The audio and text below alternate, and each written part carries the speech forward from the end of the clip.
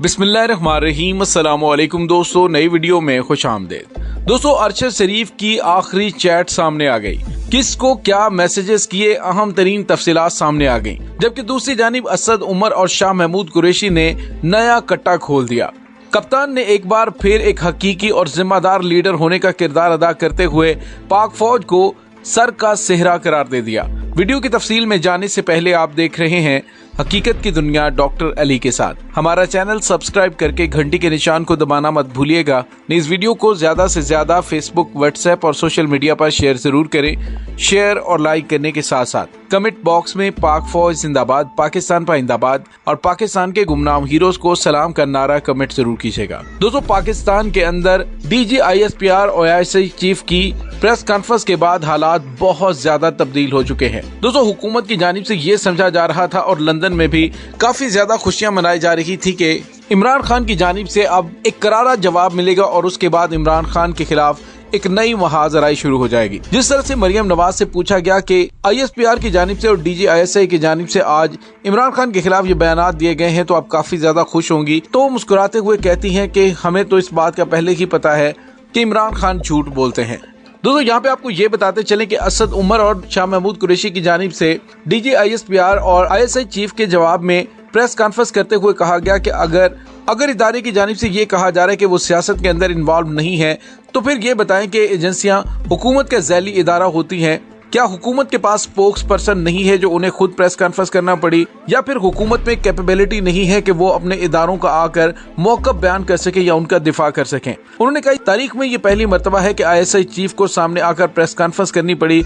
आखिर ऐसी क्या मजबूरी थी। दूसरी जानिब उन्होंने बहुत बड़े बड़े सवालात खड़े किए। उन्होंने कहा कि ये बहुत अच्छी बात है कि अगर इदारे आईनो कानून के मुताबिक काम करें। पाकिस्तान तहरीक इंसाफ तो पहले भी आईनो कानून के अंदर रहते हुए काम कर रही थी और अब भी उसी के अंदर रहते हुए लॉन्ग मार्च करेगी। दोस्तों, दूसरी जानिब आपको ये बताते चलें कि इमरान खान से आमिर मतीन की जानिब से आज लिए गए खुसूसी इंटरव्यू में जब पूछा गया कि DG ISPR और ISI चीफ की जानिब से की जाने वाली प्रेस कॉन्फ्रेंस का आपको किस तरह से देखते हैं और उसका किस तरह से रिप्लाई करना चाहेंगे, तो इमरान खान ने बड़े ही खूबसूरत अंदाज में इन तमाम चीजों को डिफाइन किया और उन्होंने कहा कि पहली बात तो यह है कि जब भी मैं करता हूँ तामीरी तनकीद करता हूँ। दूसरी रही बात कि अगर मैं उस प्रेस कॉन्फ्रेंस का जवाब देना शुरू कर दूं तो मामला बिगड़ जाएंगे। उन्होंने कहा मैं डिग्गी में किसी से मिलने नहीं जाता, मुलाकात में वही कहा जो पब्लिक में कहता हूं। इमरान खान ने कहा कि मैं DG ISI और DG ISPR की प्रेस कॉन्फ्रेंस का जवाब नहीं देना चाहता। अगर मैंने जवाब दिया तो पाकिस्तानी फौज कमजोर होगी। मैं ऐसी कोई बात नहीं करना चाहता जिससे मेरा मुल्क और मेरी फौज कमजोर हो। मैं पाकिस्तान के इंडिपेंडेंट होने की और पाकिस्तान के मजबूत होने की, इदारों के मजबूत होने की बात करता हूं तो वो उसी सूरत में पॉसिबल है कि जब पाकिस्तान की फौज मजबूत होगी। दोस्तों, इमरान खान ने निजी टीवी को दिए जाने वाले इंटरव्यू में कहा कि अगर मैं किसी भी तरह का जवाब दूंगा तो इदारे का नुकसान होगा, लिहाजा बेहतर है कि मैं इस बारे में कोई बात ना करूं। उन्होंने कहा कि प्रेस कॉन्फ्रेंस सिक्योरिटी पर नहीं बल्कि सियासी थी। कहते हैं कि सियासत से कोई ताल्लुक नहीं, लेकिन प्रेस कॉन्फ्रेंस भी कर दी। मेरी तनकीद हमेशा तामीरी होती है। मैं चाहता हूं कि पाक फौज का इमेज खराब ना हो। दुश्मन चाहते हैं कि हमारे मुल्क और फौज को नुकसान पहुंचे। हमारा दुश्मन हमसे 7 गुना ज्यादा बड़ा है। अगर मैं किसी तरह का भी जवाब दूं, नुकसान इदारे को होगा। कोई इदारा कानून से ऊपर नहीं होना चाहिए। इमरान खान ने कहा कि आर्मी चीफ की मुद्दत मुलाजमत में तोसी की बात हो रही थी। मैंने बात की कि अगर वो एक्सटेंशन दे रहे हैं तो मैं भी दे देता हूं। मैं बंद कमरों में कोई डील नहीं कर रहा था। डील के जरिए कोई मुझे क्या दे सकता था। मैंने उनसे कहा कि आप रजीम चेंज ना होने दे, इसे रोकें। मुलाकात में उन्हें कहा कि रजीम चेंज के बाद मुल्क तबाह हो जाएगा। साइफर को मैंने काबीना और कौमी सलामती में रखा था। पहले ये कहते थे कि साइफर है ही नहीं। कौमी सलामती कौंसिल में साइफर को डिमार्च की बात हुई थी। इमरान खान ने कहा कि आर्मी चीफ से ईवान सदर में आरिफ अलवी के सामने मुलाकात हुई। मैं कुछ ढकी छुपी मुलाकातें या फिर डिग्गी में छुपकर मुलाकातें करने नहीं जाता। दोस्तों, दूसरी जानिब आपको ये भी बताते चले कि पाकिस्तान तहरीक इंसाफ के रहनुमाओं की जानिब से प्रेस कॉन्फ्रेंसेस का सिलसिला जारी है।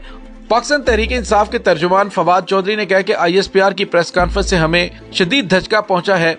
राना सनाउल्लाह या ख्वाजा आसिफ की प्रेस कॉन्फ्रेंस का तो हम जवाब दे सकते हैं, लेकिन इदारों को जवाब नहीं दे सकते। इज्जत और एहतराम का रिश्ता बरकरार रहना चाहिए। पाक फौज की लीडरशिप के साथ सियासी क़यादत की इज्जत भी जरूरी है। उन्होंने लाहौर में प्रेस कॉन्फ्रेंस करते हुए कहा कि आज अगर प्रेस कॉन्फ्रेंसेस पाकिस्तान में भी हुई, एक प्रेस कॉन्फ्रेंस हिंदुस्तान में भी हुई। उनके वजीर दिफा ने कहा कि हम पाकिस्तान से आजाद कश्मीर और गिलगित बल्तिस्तान भी वापस लेंगे। बदकिस्मती से हमारी प्रेस कॉन्फ्रेंसेस में हिंदुस्तान के वजीर दिफा के बयान पर रद्द अमल देने की कोई बात करना मुनासिब नहीं समझी गई। ज्यादातर फोकस सियासी लीडरशिप पर रहा। उन्होंने कहा कोई शुबा नहीं है कि पाक फौज की लीडरशिप का एहतराम बहुत अहम है। कोई मुल्क फौज के बगैर कैसे रह सकता है, खास तौर पर पाकिस्तान जैसा मुल्क जिसकी जुग्राफियाई सूरत हाल इस तरह की हो। हमसे ज्यादा फौज से कौन इश्क करता होगा। उन्होंने कहा कि हमने एक फ्रेमवर्क तय करना है कि क्या पाकिस्तान को जमहूरी मुल्क बनाना है या बर्मा और जनूबी कोरिया के मॉडल को अपनाना है। जहां फौज की लीडरशिप और फौज की इज्जत जरूरी है, वहां सियासी लीडरशिप की इज्जत भी जरूरी है। अवाम के फैसलों के सामने सर तस्लीम खम करना भी जरूरी है। तहरीक अदम एतमाद के बाद पंजाब में अवाम ने 3/4 से इलेक्शन जीते हैं। उन्होंने कहा कि ISPR की प्रेस ब्रीफिंग से धचका पहुंचा है। वजीर दिफा या राना सनाउल्लाह का तो हम मुंह तोड़ जवाब दे सकते हैं, लेकिन हम इस पर बात नहीं कर सकते। इसके साथ ही उन्होंने कहा कि चलो हमने एक साजिश घड़ी तो फिर तहकीकात करवाई जाए। इसी तरह कमीशन बनते हैं, उसकी रिपोर्ट्स नहीं आती। यही मामला अरशद शरीफ का है। अरशद शरीफ को थ्रेट मिला, उन्होंने सदर मुमलिकत को तहफ़्फ़ुज़ के लिए खत लिखा था। उनकी फैमिली को भी थ्रेट था।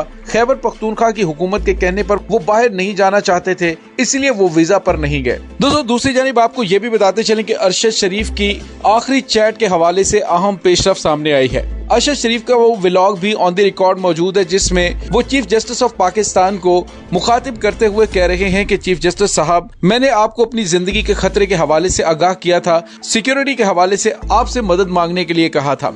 दोस्तों, अब इस तमाम चीज के सामने आने के बाद DJISA की प्रेस कॉन्फ्रेंस में ये कहना कि उन्हें किसी किस्म के सिक्योरिटी थ्रेट्स नहीं थे, अगर थे तो हमें क्यों नहीं बताया गया। तो दोस्तों, यहाँ पे सवालात उठाए जा रहे हैं कि पाकिस्तान की खुफिया एजेंसी जो दुनिया की टॉप खुफिया एजेंसियों में से आती है, उनके चीफ की जानिब से इस तरह का बयान देना बड़ा ही मानी खेज है। खास तौर पर पाकिस्तान तहरीक इंसाफ की जानिब से इस पर सवालात उठाए जा रहे हैं। दूसरी जानिब साबिक वफाकी वजीर शीरी मजारी की जानिब से वो ट्वीट्स भी मीडिया पर शेयर किए गए, जिसमें अरशद शरीफ उनके साथ कांटेक्ट में होते हैं और उन्होंने उनको मैसेज किया, मुझे कत्ल करने की कोशिश की जा रही है और मेरे पीछे लोग लगे हुए हैं, इसी वजह से मैं मुल्क से बाहर जा रहा हूँ। दोस्तों, दूसरी जानिब वजारत दाखिला ने तमाम सूबों को खत लिखा है, जिसमें उन्होंने कहा है कि PTI लॉन्ग मार्च से अदम इस्तेहकाम का खदशा है। किसी को ताकत के जरिए वफाक पर चढ़ाई की इजाजत नहीं दी जा सकती। आइन के तहत हर सूबा वफाकी कवानीन पर अमल दरामद का पाबंद है। खत में वजारत दाखिला ने PTI के लॉन्ग मार्च से अदम इस्तेहकाम का खदशा जाहिर किया है। मजीद बड़ा वजीर आजम की जेर सदारत PTI लॉन्ग मार्च और अमन अमान से मुतल्लिक इजलास हुआ। इजलास में वजारत दाखिला ने लॉन्ग मार्च और अमन अमान की सूरत हाल पर ब्रीफिंग दी। वजारत दाखिला ने वजीर आजम को PTI लॉन्ग मार्च से मुतल्लिक प्लान पेश किया। वज़ीर आज़म शहबाज शरीफ ने लॉन्ग मार्च के दौरान अमन अमान यकीनी बनाने के तमाम इकदाम उठाने की हिदायत कर दी।